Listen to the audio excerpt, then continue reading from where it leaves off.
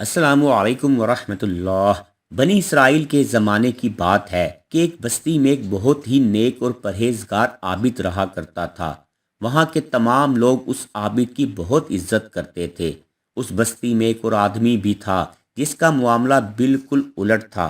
وہ بہت گناہ گار تھا اور تمام لوگ اس سے نفرت کرتے تھے۔ کوئی اس کے ساتھ بیٹھنے اور بات کرنے کو راضی نہ تھا۔ ایک دن گناہ گار آدمی ایک میدان سے گزر رہا تھا کہ دیکھا وہی عابد میدان میں بیٹھا ہوا عبادت میں مصروف ہے۔ گرمی کا موسم تھا اور پورے میدان میں کہیں بھی بادل نہ تھے، لیکن ایک بادل نے اس عابد کے سر پر سایہ کر رکھا تھا۔ یہ دیکھ کر اس گناہ گار کو بہت شرمندگی ہوئی اور اس نے سوچا کہ دیکھو یہ کتنا اللہ کا پیارا ہے کہ بادل نے بھی اس پر سایہ کر رکھا ہے۔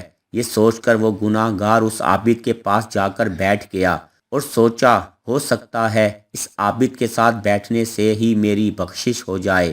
جب اس عابد نے گناہ گار کو دیکھا تو سوچا یہ اتنا بدنام اور گناہ گار ہے کہ کوئی اس سے بات کرنا پسند نہیں کرتا، یہ میرے ساتھ کیوں بیٹھا ہے؟ یہ سوچ کر عابد نے گناہ گار کو اپنے پاس سے اٹھا دیا اور کہا کہ میرے ساتھ نہ بیٹھو ورنہ میں بھی تمہارے ساتھ بدنام ہو جاؤں گا۔